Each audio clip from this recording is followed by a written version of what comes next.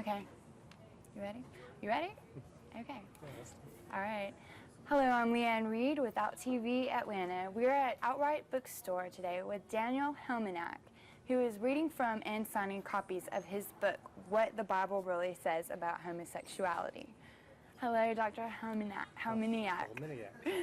It is so nice to meet you, and we really appreciate you being with us today. Yeah, I'm really glad to have the chance to be on the show with the book. I think it's just so very important that people hear about it, especially down here in the South. I think so too. It's a really important book. Is this your first attempt at writing? Books, no. This is actually my third book. Oh, wow. And this is the popular one that everybody knows me by. My other books are technical books written from university press. I have a book on Jesus, a book on spiritual development, and 2 books on psychology and religion. Oh, wow. Yeah. That's great. That's quite an accomplishment. This one I wrote because I was following the information as it was coming out over the years. And there came a point where it was obvious that everything was settled, the questions were all answered. It didn't mean what all the fundamentalist preachers are saying it means. It doesn't mean what everybody out there in public is hearing, and I thought somebody's got to know about it. So I decided to write a popular book for a change.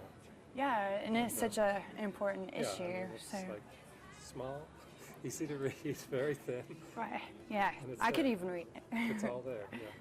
Well, let's see. What scriptures did you use when writing this book to support your theories, and how do they differ from those of opposing views? Oh, okay. As far as the scriptures themselves, they don't differ. I mean, I'm quoting King James Bible at times, though King James Bible is not the best of So translations. it's just the interpretation. It's the interpretation, yeah. And that's the key difference. The difference is that I take the text back to when they were originally written.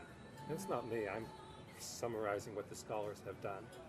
And if you read them in their original historical context, what did they mean when they wrote them? It's very obvious that they are not addressing the questions we're dealing with today.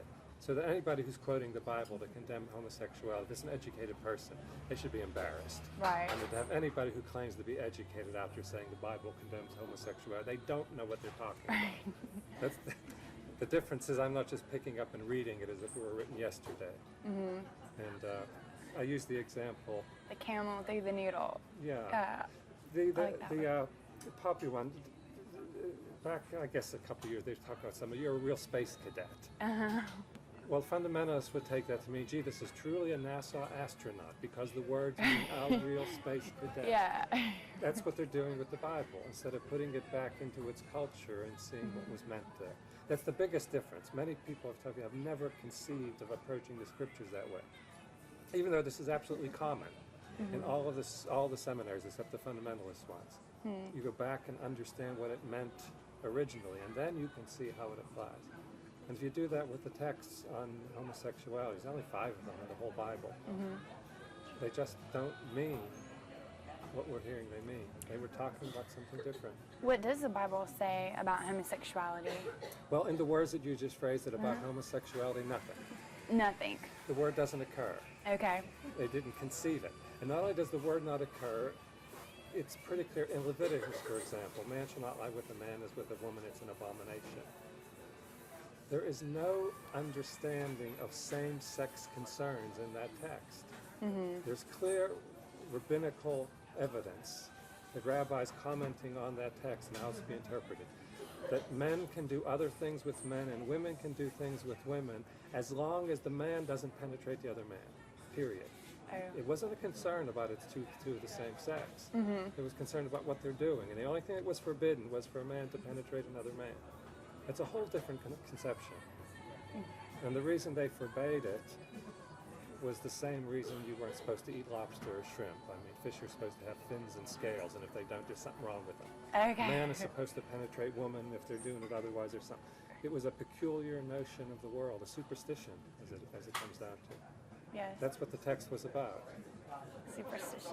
So, yeah. Wow. And what I'm saying, when you put it back into its own context, when you're reading it the way it was meant to be read, what they meant when they wrote it, it's not at all condemning homosexuality. My point is, if people want to condemn homosexuality, let them start giving us reasons. Let them show what's wrong with it. And I've not heard anybody who's given a reason, a reasonable reason that will hold up what's wrong with it, except they don't like it. Well, you know, if I prefer chocolate ice cream instead of vanilla, you know, I don't like it. But that's no ethical reason. No, it's not. It's very good of you to come up with all of this, and you're so interesting. I could sit here and talk to you forever, but I know you have a lot of stuff to do. So if you want to buy a copy of this book, you can get it here at Outwrite Bookstore, or if you want to find out more about Dr. Helminiak, please see our website at outtvatlanta.com. Oh, how about my website too? Yes. Visionsofdaniel.com. Okay, is that on your card? Yes. Great. Well, for Out TV Atlanta, this has been Leanne Reed. You want to give your website to this camera? Oh, yes. It's visionsofdaniel.com. That's good. Okay. On the way? Yeah, do the book again, but kind of Okay. If you want to buy a copy of this book, you can buy a copy here at Outwrite Bookstore. And if you want to hear more about Daniel Helminiak, please see our website at outtvatlanta.com.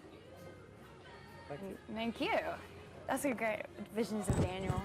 It's very clever. For something taken and